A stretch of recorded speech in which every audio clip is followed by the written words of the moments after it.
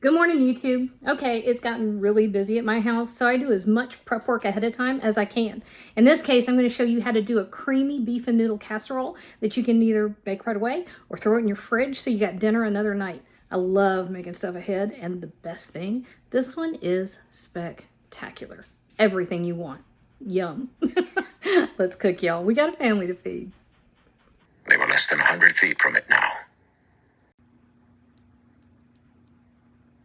All right, so our noodles are hot. And this was just 12 ounces, right at 12 ounces of egg noodles. I tried to find the ones that have the little ruffles. They're sometimes sold as dumplings, which I think is funny. I didn't find them.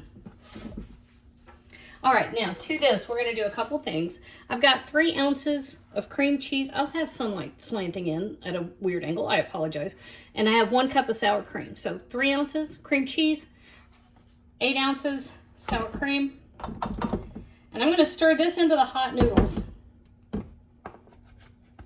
along with just a sprinkle of salt. You want each layer of your casserole to taste good. That's maybe half a teaspoon. And I have 5 green onions. They're a little short on the green parts because I keep my green onions in water in the refrigerator and I just trim the tops off as I use them. So those were a little short. I had already given them a haircut. All right, now behind me, over here, right here in my skillet. Can y'all see that? Let's start working you this way. In my skillet, I have a pound of ground beef. This is 93.7.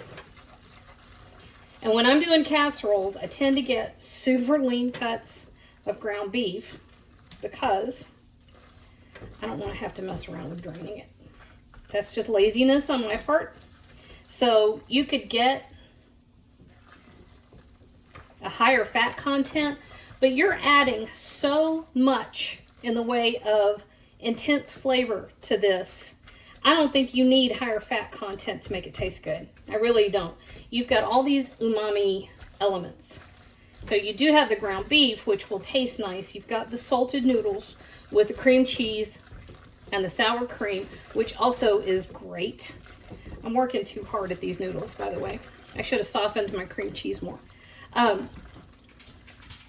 And if you've seasoned correctly, sorry, my cat just, I don't know what she just did.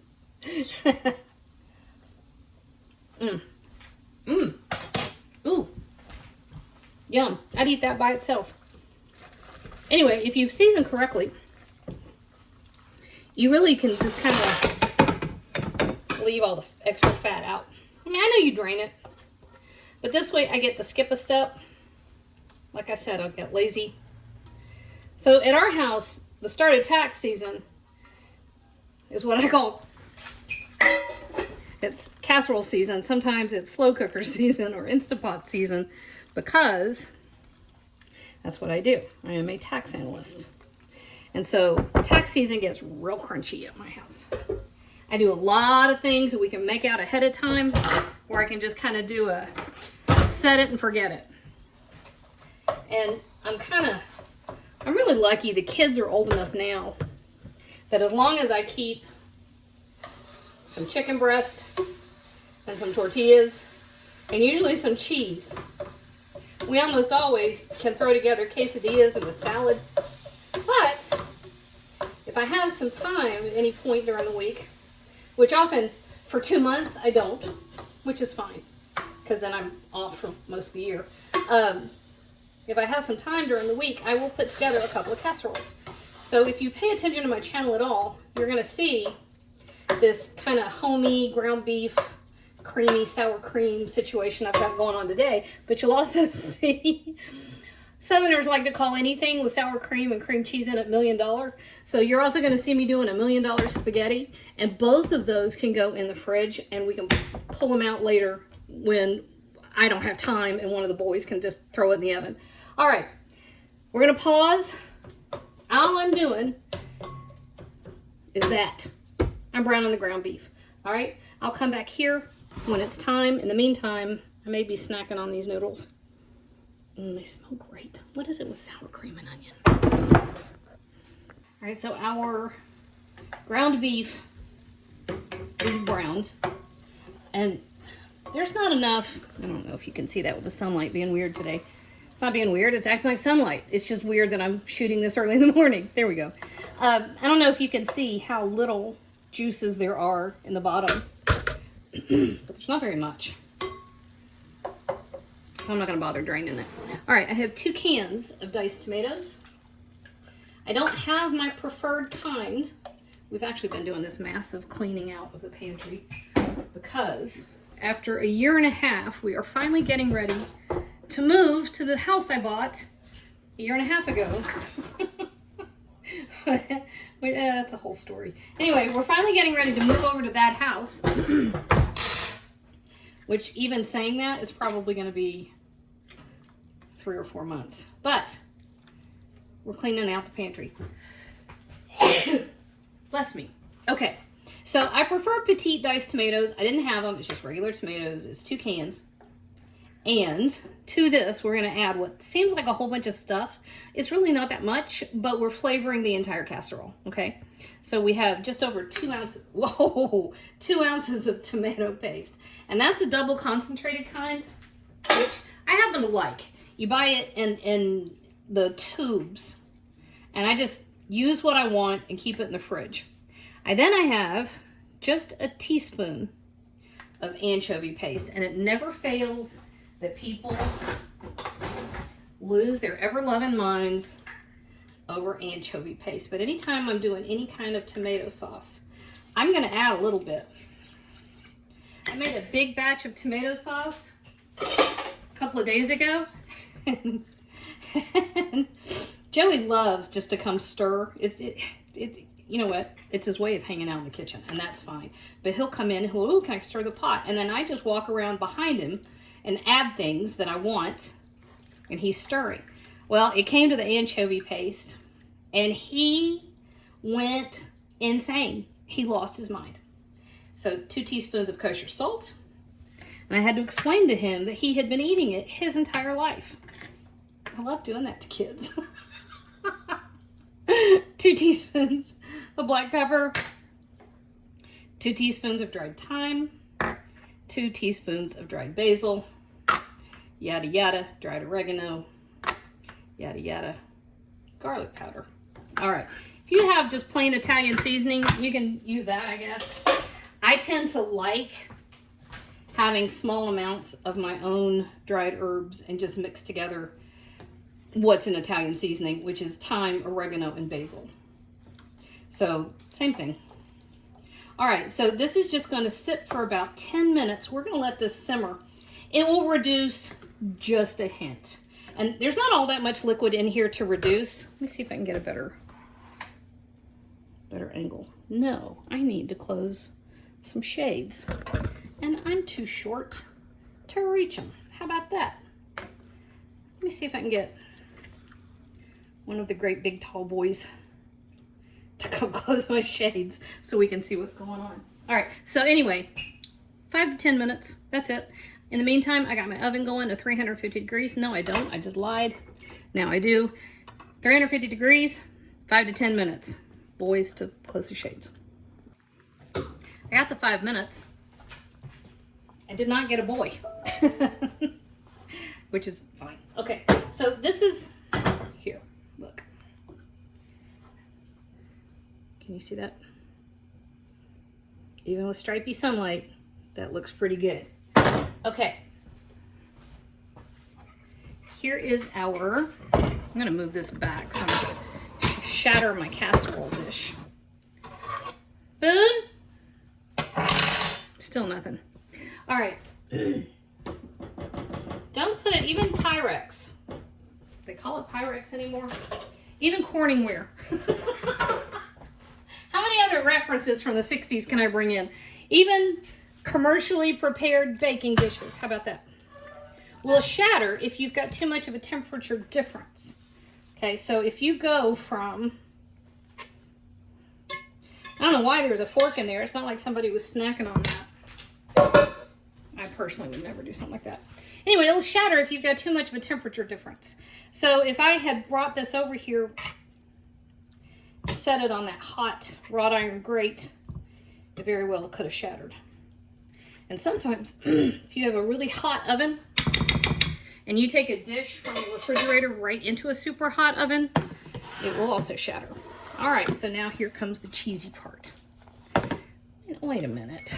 Let me see.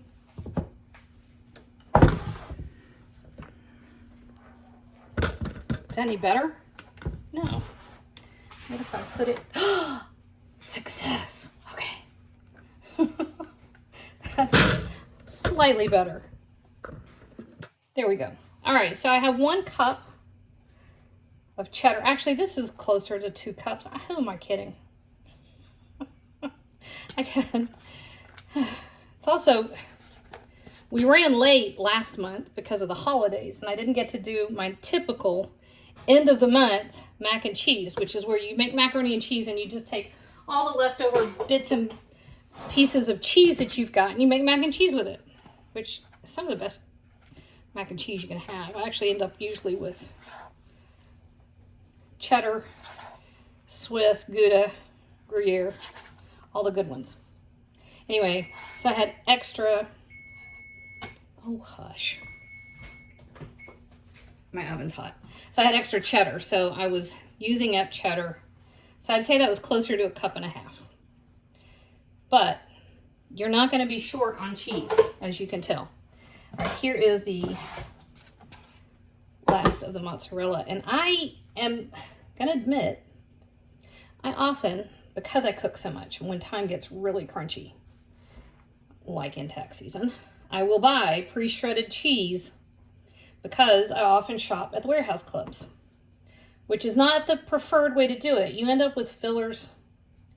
You end up with cellulose, which is a fiber, a wood fiber pulp, which is, it's edible. Don't, you know, it's not that it's not edible.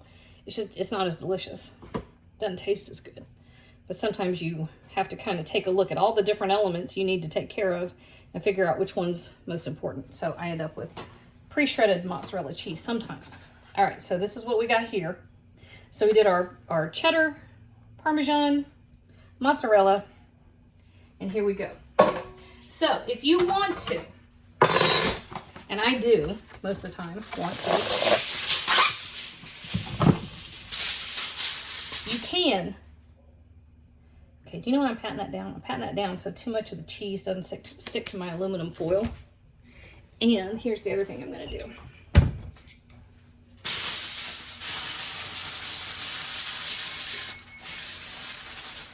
Because if you don't do that with the baking spray,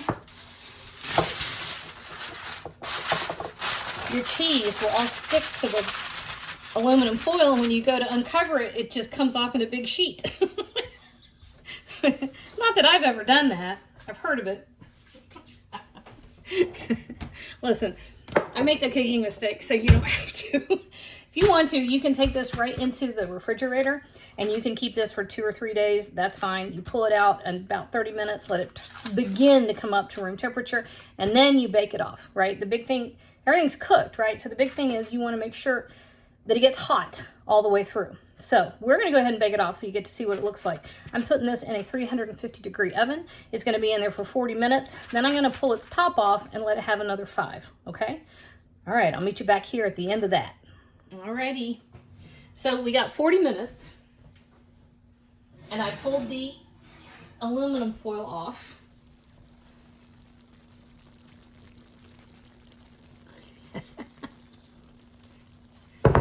That's my favorite song. I pulled the foil off and I put it back in there for about, oh, I don't know, 10 minutes. Okay. Now, this is one of those do what I say and not as I do. Boo, Dan. I thought he was going to stop and say hi. He's been stopping right there and didn't say an I. Let this sit for about 10 or 15 minutes. It just develops a cohesiveness. But Boone and Bladen are both home today, which means if I don't move, I won't have anything to show you. this smells so, this is one of the most heavenly scents.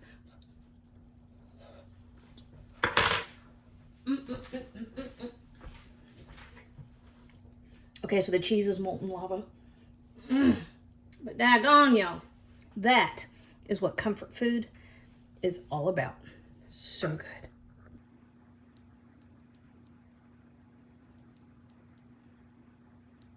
From it now. Lan felt the fatigue press